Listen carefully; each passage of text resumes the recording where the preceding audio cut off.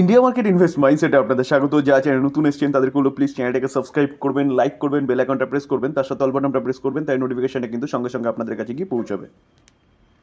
Sir, এই ভিডিওতে আমরা ইন্ডিয়ান ব্যাংকিং সেক্টরের একটা দিগ্গজ ব্যাংক, সেই ব্যাংকের নিয়ে কিন্তু একটা ভালো বড় ব্রেকিং নিউজ পাওয়া যাচ্ছে। তো সেই নিউজ নিয়ে আলোচনা করতে চলেছি এবং অবশেষে সেই ব্যাংকটাকে নিয়েও আলোচনা করব যে ব্যাংকটাতে ইনভেস্টমেন্ট করা যায় এই জায়গায় দাঁড়িয়ে। তো একটু ধৈর্য সহকারে থাকতে হবে।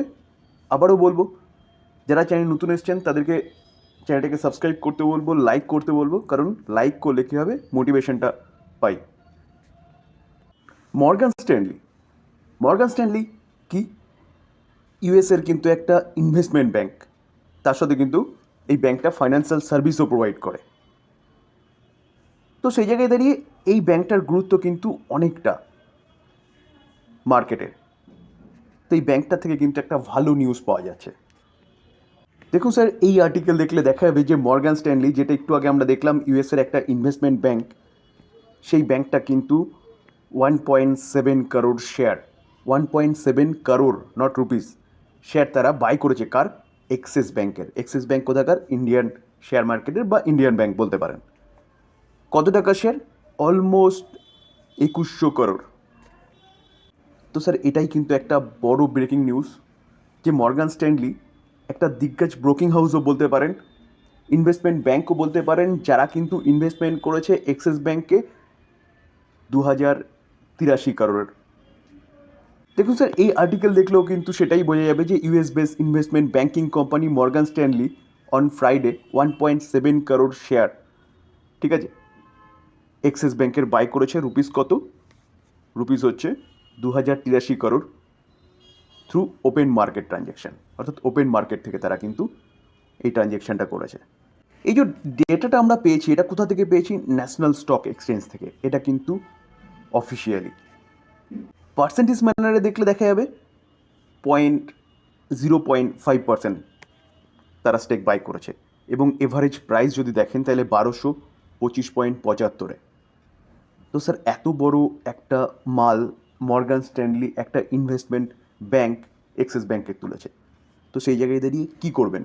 এটা এক্সিস ব্যাংকের জন্য কিন্তু একটা বড় নিউজ। এত বড় একটা ইনভেস্টমেন্ট ব্যাংক, যেটা ইউএস বেসড ব্যাংক, তো সেই ব্যাংকটা কেন বাই করেছে? এই জায়গায় দাঁড়িয়ে কি আমরা এই এক্সিস ব্যাংকের স্টেকটা বাই করতে পারি?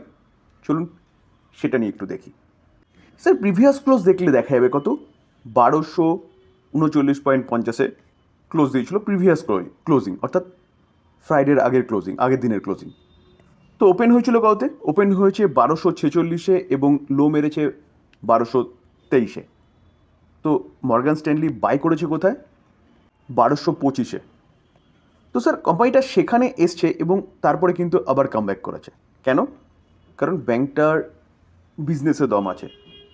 আর বাই 1225 করেছে, স্বাভাবিকভাবেই ডিসকাউন্টে না হলে ব্লক ডিলের মাধ্যমে তো হয়েছে, কারণ এতটা মাল উঠিয়েছে। তো ব্লক ডিল সাধারণত কী হয়, মার্কেট প্রাইসের থেকে ডিসকাউন্টেই হয়। তো সেই জায়গায় দাঁড়িয়ে স্যার, কোম্পানিটা কিন্তু আগের দিন লাস্ট ট্রেডিং সেশনে 0.60% ডাউনফল দেখিয়েছে। তো আমরা যদি দেখি তাহলে 6 মাসে 13% আপসাইড মুভমেন্ট দেখিয়েছে। আমরা যদি 1 বছরে দেখলে দেখা যাবে ব্যাংকটা 27% আপসাইড মুভমেন্ট দেখিয়েছে 1 বছরে।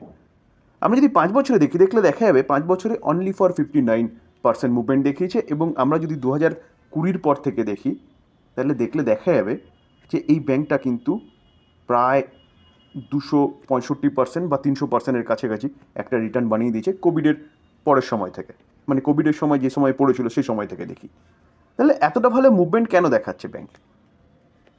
দেখুন স্যার, ব্যাংক তো বিজনেস ভালো করছে, তার সাথে সাথে কিন্তু গভর্নমেন্টের কিছু পলিসি, যেই পলিসিগুলোর জন্য প্রতি কটা ব্যাংক কিন্তু ভালো পারফরমেন্স দেখাচ্ছে।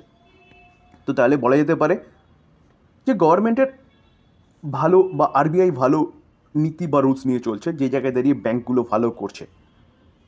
এখন এত বড় একটা মাল উঠিয়েছে হচ্ছে মর্গান স্ট্যানলি, তো একটা দিগ্গজ ইনভেস্টমেন্ট ব্যাংক, যেই ব্যাংকটা হচ্ছে এই ব্যাংকের স্টেক উঠিয়েছে, তাহলে স্যার বুঝতে হবে যে কেন উঠিয়েছে।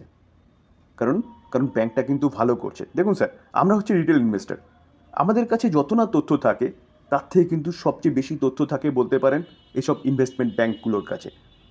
তো সেই জায়গায় দাঁড়িয়ে স্যার, কোথাও যেন একটু ভালো সংকেত পাওয়া যাচ্ছে এক্সিস ব্যাংক নিয়ে। চলুন, ব্যাংকটার কী কাজ করে আমরা সবাই কম বেশি জানি। ব্যাংকের মেন কাজ হচ্ছে লোন প্রোভাইড করা, তো সেখান থেকে ব্যাংকের ইনকাম। তো কাজ নিয়ে কারোর সন্দেহ নেই যে ব্যাংক কী কাজ করতে পারে। তা আমরা একটু কোম্পানিটার ফাইন্যান্সিয়াল ব্যাকগ্রাউন্ডটা দেখে নিই। আমরা 2020 থেকে লাস্ট 5 বছরে কীরকম বিজনেস করেছে সেটা একটু যদি দেখি, তাহলে দেখা যাবে 78,171 করে 2020-তে, 78,483। সেটা কোথায় এসছে দেখুন, 82,500, 82,500টা এসছে 1,01,000, 1,31,000। তাহলে ব্যাংকটা কিন্তু বিজনেস ভালো করছে, যার জন্যে ব্যাংকটার যে ইনকাম, সেই ইনকামটা কিন্তু কন্টিনিউয়াসলি বাড়ছে। আমরা যদি ব্যাংকটার প্রফিট দেখি, 2020-তে কত ছিল, 1,800, সেটা 7,000, 7,000 থেকে 14,000, 14,000 থেকে কিছুটা পড়েছিল, এখন কিন্তু সেই ব্যাংকটার কত হয়েছে, 26,000। তাহলে প্রফিট কিন্তু লাফিয়ে বাড়ছে বলতে পারেন। বাড়ার পিছনে কারণ কি? কারণ যেটা একটু আগে বললাম, গভর্নমেন্টের কিছু পলিসি, তার পাশাপাশি ব্যাংকটাও কিন্তু ভালো বিজনেস করছে। আমরা যদি শেয়ার হোল্ডিং প্যাটার্ন দেখি, তাহলে মার্চ 2024 প্রোমোটার অনলি ফর 8.2% রয়েছে। তো এখানেও কিন্তু প্রোমোটার কম। দেখুন, ব্যাংকিং সেক্টরে ব্যাংকগুলোতে প্রোমোটার কমই থাকে, এটাই স্বাভাবিক। এফআইস, ফরেন ইনস্টিটিউশন ইনভেস্টার এবং ডোমেস্টিক ইনস্টিটিউশন ইনভেস্টার কতটা রয়েছে দেখুন। Foreign institution investor 53.8, domestic institution investor কিন্তু 30.5। তো ইনস্টিটিউশন ইনভেস্টাররা এখানে অ্যাপ্রক্সিমেট বলতে পারেন 84%-এর কাছাকাছি স্টেক হোল্ড করছে, এবং পাবলিক দেখুন অনলি ফর 7.8%। তো এতটা ইনস্টিটিউশন ইনভেস্টার কেন রয়েছে, যেখানে কন্টিনিউয়াসলি কিন্তু ইনস্টিটিউশন ইনভেস্টারদের দেখা যাচ্ছে, এবং ডোমেস্টিক ইনস্টিটিউশন ইনভেস্টাররা কিন্তু তার স্টেক সংখ্যা বাড়াচ্ছে। দেখুন 29, 28, 28 থেকে 32। তো কেন বাড়াচ্ছে? কোম্পানি বিজনেস ভালো করছে, তার জন্য কিন্তু এতটা ইনস্টিটিউশন ইনভেস্টার রয়েছে। দেখুন, banking sector well manage bank হয়, এবং যেটা কিন্তু আরবিআই দ্বারা পরিচালিত হয়, আরবিআইয়ের গাইডলাইন্স মেনে তাদের চলতে হয়। তো মিউচুয়াল ফান্ডকে দেখলে দেখা যাবে দেখুন 22.6867% স্টেক হোল্ড করছে, 40টা মিউচুয়াল ফান্ড রয়েছে। এসবিআই 4.03% স্টেক হোল্ড করছে, এইচডিএফসি 3.48% স্টেক হোল্ড করছে, আইসিআইসিআই 3.15% স্টেক হোল্ড করছে, নিপন ইন্ডিয়া 1.86% স্টেক হোল্ড করছে, ইউটিআই 1.70% স্টেক হোল্ড করছে, কোটাক 1.61% স্টেক হোল্ড করছে, আর মিরার অ্যাসেট 1.55% স্টেক হোল্ড করছে। তাহলে বুঝতে পারছেন তো মিউচুয়াল ফান্ড এতটা স্টেক কেন হোল্ড করছে। দেখুন, ফরেন পোর্টফোলিও ইনভেস্টার 51.21%, 1381টা মিউচুয়াল ফান্ড রয়েছে, যেখানে কিন্তু Dodge and Cox international stock fund 2.60% stake hold করছে, government of Singapore 2.24% stake hold করছে, government pension fund 1.68% stake hold করছে, এবং Vanguard total international stock index fund 1.05% stake hold করছে। তার পাশাপাশি ইন্স্যুরেন্স কোম্পানিকে দেখলেও এখানে ইন্স্যুরেন্স কোম্পানিরও ভালো এক্সপোজার রয়েছে, 4.61, 47টা insurance company, NSP trust 2.34% stake hold করছে। তো এতটা ইনস্টিটিউশন ইনভেস্টার কেন রয়েছে? কারণ কোম্পানিটার বিজনেস।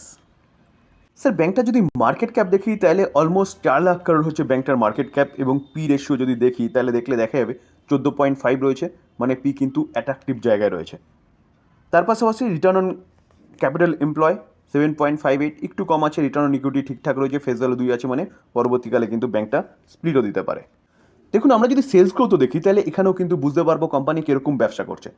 10 বছরে 14%, 5 বছরে 15%, 3 বছরে 21%, কারেন্ট ইয়ারে 29%। তাহলে কন্টিনিউয়াসলি কিন্তু সেলস গ্রোথ বাড়ছে। Profit growth 15%, 39%, 54%, 144%। প্রফিট গ্রোথও কিন্তু লাফিয়ে বাড়ছে। এ থেকেই বোঝা যাচ্ছে যে ব্যাংকটা কীরকম কাজ করছে, কীরকম প্রফিট করছে। স্টক সিজিআর গ্রোথ দেখুন, 10 বছরে 12%, 5 বছরে 10%, 3 বছরে 19%, কারেন্ট ইয়ারে 29%। তাহলে আমি 2020 থেকে যে চার্ট দেখানোর সময় বলেছিলাম যে বিজনেস ভালো করছে, তার জন্যই কিন্তু এই 10 বছরে 5 বছরের যে স্টক সিজিআর গ্রোথটা এত বেড়েছে।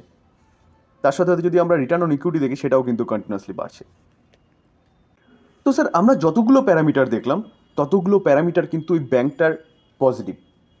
তার জন্যই কিন্তু মর্গান স্ট্যানলি এতটা স্টেক কিনেছে, এবং এই কোম্পানি বা এই ব্যাংকটাকে নিয়ে কিন্তু বুলিশ।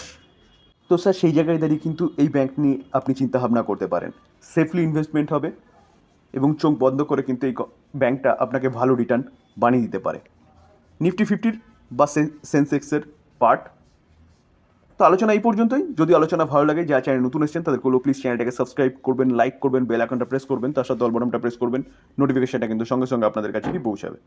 থ্যাংক ইউ, ভালো থাকবেন।